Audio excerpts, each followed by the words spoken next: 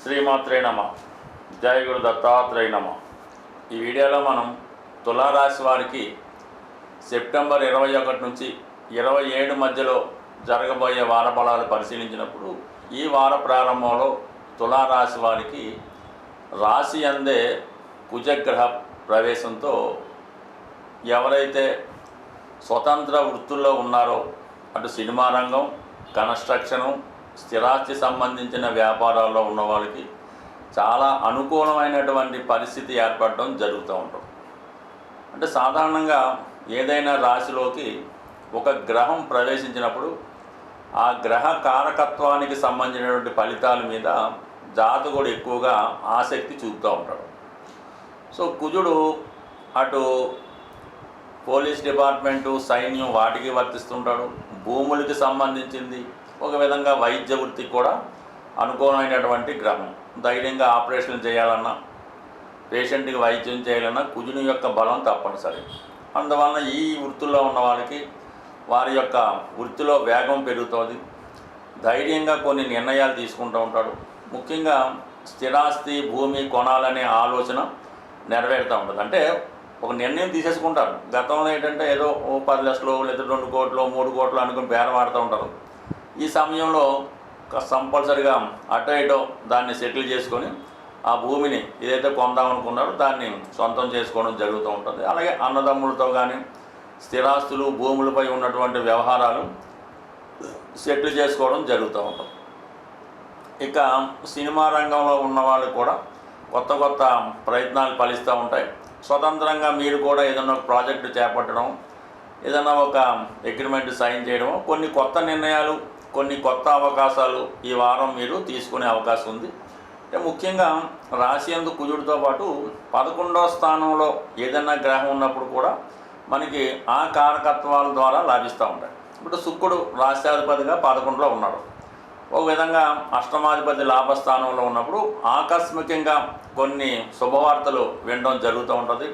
కొన్ని అవకాశాలు కూడా రావడం జరుగుతూ ఉంటుంది. అంటే గతంలో మీకు ఏదైనా ఒక పెద్ద పెద్ద అవకాశాలు దగ్గరగా వచ్చి ఏదో కారణాల వల్ల ఆగిపోయి ఉంటే అటువంటి అవకాశాలు ఈ సమయంలో రావడం జరుగుతూ ఉంటుంది. అక్కడ మీరు ఒక ఆధ్యాత్మిక రంగంలో ఉన్నా, సినిమా రంగంలో ఉన్నా, లేదంటే రాజకీయ రంగంలో ఉన్నా సరే కంపల్సరిగా ఏదో ఒక అవకాశం, ఒక పదవి లాంటిది ఈ సమయంలో రావడం జరుగుతూ ఉంటుంది. ముఖ్యంగా హోదా కలిగినటువంటి స్త్రీల యొక్క సహకారం మీకు లభిస్తుంది. అలాగే బాగా మేధావులైనటువంటి వారి సహకారంతో మీకు ఈ సమయంలో ఏదైనా ఒక అవకాశం లభించే అవకాశం ఉంది. బట్ అలాగే ఎవరైనా ఒక డిపార్ట్మెంట్లో కానీ, గవర్నమెంట్ సర్వీస్లో కానీ ఉద్యోగ ప్రయత్నాలు లాంటివి ఏమైనా చేస్తున్నా, ప్రభుత్వ పదవి కోసం మీరు ప్రయత్నం చేస్తున్నా ఈ సమయంలో మీకు ఆ పదవి వచ్చే అవకాశం ఉన్నది.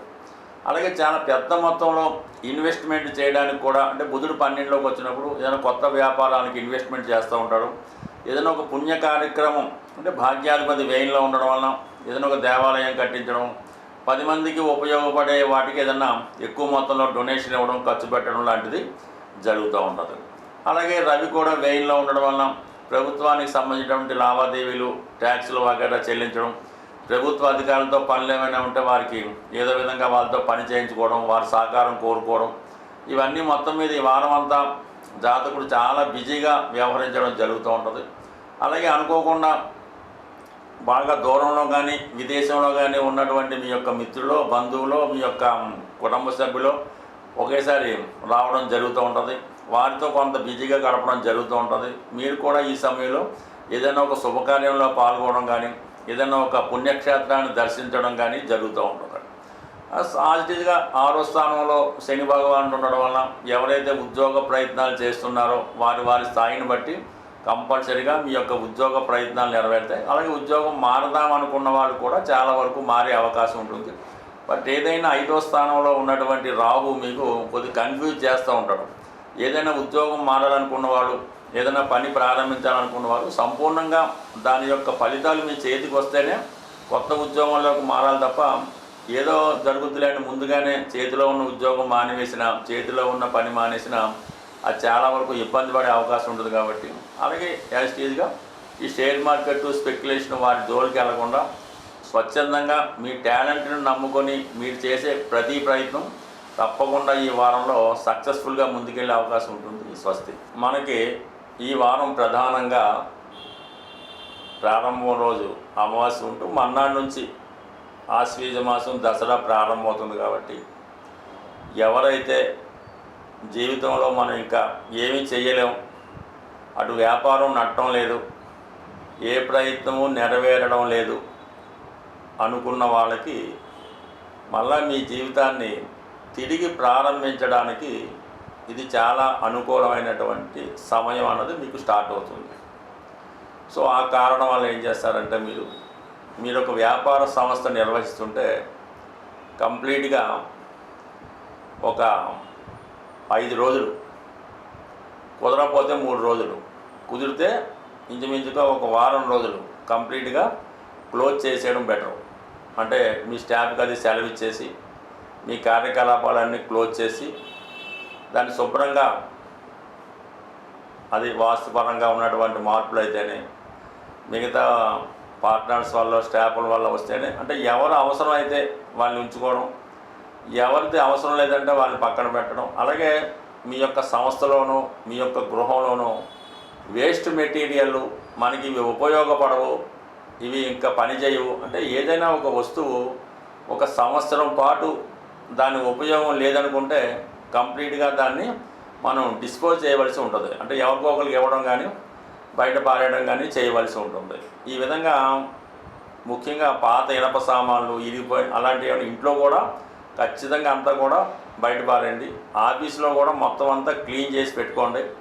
క్లీన్ చేసుకొని చక్కగా తిరిగి మీరు ఏ వ్యాపారంలో ఉన్నా మరి అక్టోబర్ 2వ తారీఖు విజయదశమి రోజు మళ్ళా తిరిగి ప్రారంభించండి మీ వ్యాపార కార్యకలాపాలు. కొత్త అకౌంట్స్ బుక్స్ పెట్టుకోండి, కొత్తగా అన్నీ సరి చేసుకొని అక్కడి నుంచి స్టార్ట్ చేస్తే తిరిగి మళ్ళా మీ యొక్క వ్యాపారం అనేది పుంజుకోవడం జరుగుతూ ఉంటుంది. ఏదైనా పాత మాత్రం 100% వదులుకోండి.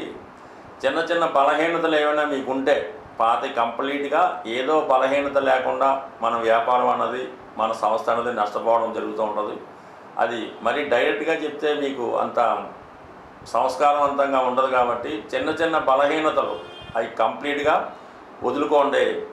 ఒక సంవత్సరం పాటు అదే పనితో నియమంగా మీరు ప్రారంభించి ముందుకు వెళ్ళి చూడండి. 100% మీ వ్యాపారం అనేది తిరిగి పుంజుకుంటుంది. ఇందులో ఏ మొహమాటం ఒక్కర్లేదు.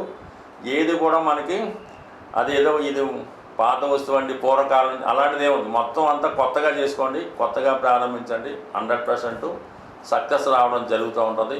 ఇక్కడ ఇంత చేసినా కూడా మీకు సక్సెస్ రానప్పుడు ఒకసారి వ్యక్తిగతంగా మీ యొక్క వాస్తు, మీ యొక్క జాతకం ఇవన్నీ కూడా ఒక మంచి సక్సెస్ఫుల్ అస్ట్రాలజర్ చూపించుకొని ఏదైనా దాన్ని సరి చేసుకోవడం కూడా మీకు ఒక అవకాశం ముందు చేసేయండి. ఇంకా మనకి సరైనప్పుడు అప్పుడు సంప్రదించి దానికి సంపూర్ణ పరిహారం చేసుకుంటే ప్రతి ఒక్కరికి అవకాశం ఉంటుంది. దాన్ని కరెక్ట్గా ఉపయోగించుకుంటే సక్సెస్ మాత్రం కంప్లీట్గా వస్తుంది. స్వస్తి.